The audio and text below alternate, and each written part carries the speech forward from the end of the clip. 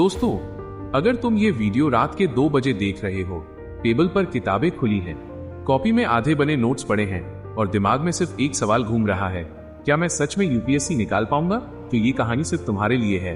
ये कहानी है एक ऐसे लड़के की जिसके पास ना पैसा था, ना कोई बड़ा सपोर्ट, ना कोई गॉडफादर, बस एक सपना था अपने माँ बाप की जिंदगी बदलने का। और शायद ये कहानी तुम्हारी भी हो सकती है। पार्ट 1, छोटा सा गांव, बड़े सपने। उत्तर प्रदेश के एक छोटे से गांव में रहने वाला लड़का था आरव। घर मिट्टी का था, बरसात में छत टपकती थी, पिता खेतों में मजदूरी करते थे और माँ लोगों के घरों में काम करती थी।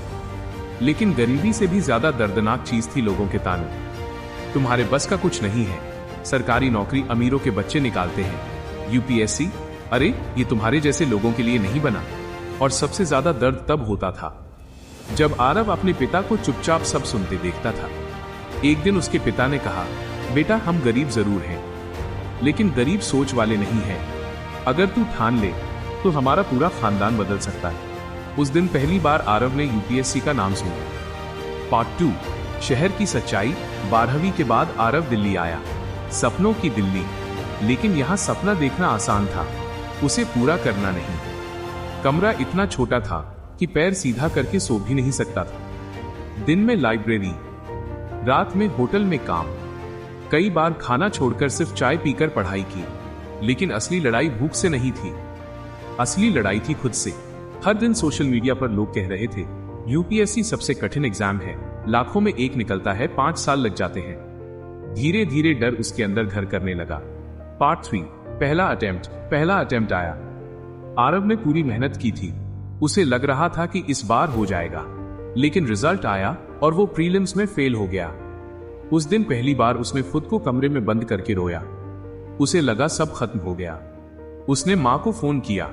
माँ ने सिर्फ एक बात कही, बेटा हारने वाले लोग वो नहीं होते जो गिर जाते हैं, हारने वाले वो होते हैं जो उठना छोड़ देते हैं। लेकिन इस बार उठना आसान नहीं था, क्योंकि उसके दोस्त नौकरी करने लगे थे और वो अब भी किताबों में फंसा था। पार्ट 4, कंपैरिजन का जहर। धीरे धीरे आरव बदलने लगा। वो दूसरों की जिंदगी देखकर खुद को छोटा समझने लगा। इंस्टाग्राम पर लोग घूम रहे थे, शादियां हो रही थीं और वो पुरानी किताबें खरीद रहा था। एक दिन उसने पढ़ाई छोड़ने का फैसला कर लिया। उसने सोचा शायद यूपीएससी मेरे बस की बात नहीं। लेकिन उसी रात कुछ ऐसा हुआ जिसने उसकी जिंदगी बदल दी। पार्ट 5, पिता की चप्पल। रात को गांव से पिता का वीडियो कॉल आया। पिता खेत से लौट रहे थे, बारिश हो रही थी, उनकी चप्पल टूटी हुई थी। आरव ने कहा, नई चप्पल क्यों नहीं ले लेते? पिता हंस दिए और बोले, तेरा सिलेक्शन हो जाए, फिर एक साथ खरीदेंगे। बस इतनी सी बात ने आरव को अंदर से हिला दिया।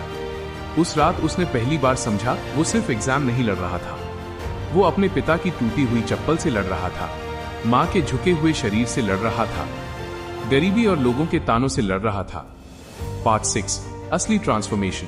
अगले दिन से आरव बदल चुका था। अब वो मोटिवेशन के पीछे नहीं भागता था, अब उसे डिसिप्लिन समझ आ गया था। सुबह 5 बजे उठना, डेली टारगेट्स बनाना, फोन बंद करके पढ़ना। उसने समझ लिया था सक्सेस कोई एक दिन का जादू नहीं है, ये रोज की छोटी छोटी आदतों का रिजल्ट है।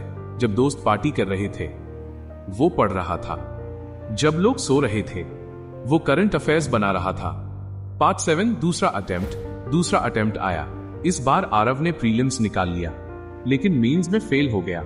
और यहीं पर ज्यादातर लोग टूट जाते हैं, क्योंकि यूपीएससी सिर्फ किताबों का एग्जाम नहीं है, ये पेशेंस और मेंटल स्ट्रेंथ का एग्जाम है। उस रात आरव ने खुद से एक सवाल पूछा, अगर मैं आज हार मान लूं तो 10 साल बाद खुद की आंखों में देख पाऊंगा क्या? जवाब था नहीं। और उसी जवाब ने उसे फिर खड़ा कर दिया। अकेलापन। यूपीएससी की जर्नी में सबसे खतरनाक चीज क्या होती है पता है? अकेलापन। जब कोई तुम्हें समझता नहीं, जब रिश्तेदार पूछते हैं अब तक कुछ हुआ नहीं। लेकिन याद रखना, हर बड़ा सपना पहले मजाक बनता है, फिर विरोध होता है और आखिर में वही सपना इतिहास बन जाता है। पार्ट 9, आखिरी अटेम्प्ट। अब आरव का लास्ट अटेम्प्ट था। इंटरव्यू का दिन आया। बोर्ड ने पूछा, अगर आपको सक्सेस ना मिले तो? आरव मुस्कुराया और बोला, सर सक्सेस सिर्फ रिजल्ट नहीं होती, सक्सेस वो इंसान बनना है जो मुश्किल हालात में भी हार न माने। पूरा कमरा शांत हो गया। पार्ट 10, रिजल्ट वाले दिन हाथ कांप रहे थे। इंटरनेट बार बार रिफ्रेश हो रहा था और फिर उसने रोल नंबर देखा, AIR-43। उसने सबसे पहले माँ को फोन किया। माँ सिर्फ रो रही थी, पिता चुप थे, क्योंकि कभी कभी खुशी इतनी बड़ी होती है कि शब्द छोटे पड़ जाते हैं। इमोशनल पीक, जिस गांव में लोग कहते थे इससे कुछ नहीं होगा, आज वही लोग उसके घर के बाहर खड़े थे। जिस पिता की चप्पल टूटी हुई थी, आज वही पिता पूरे गांव में सीना चौड़ा करके चल रहे थे। आरव को उस दिन समझ आया, यूपीएससी सिर्फ नौकरी नहीं है, ये एक गरीब घर के सपनों की जीत है। ये माँ बाप की कुर्बानी की जीत है। अगर तुम भी यूपीएससी की तैयारी कर रहे हो और तुम्हें लग रहा है कि तुम अकेले हो, तो याद रखना, हर रात जो तुम जाग रहे हो वो बेकार नहीं जाएगी। हो सकता है आज लोग तुम्हें समझ ना रहे हो, लेकिन एक दिन वही लोग तुम्हारी कहानी सुनाएंगे। बस एक बात याद रखना, यूपीएससी निकालने वाले लोग अलग नहीं होते, उनकी आदतें अलग होती हैं। इसलिए उठो, फोन साइड में रखो और वापस पढ़ाई पर लग जाओ। एक दिन तुम्हारी मेहनत इतनी जोर से आवाज करेगी कि दुनिया के सारे ताने चुप हो जाएंगे। जय हिंद।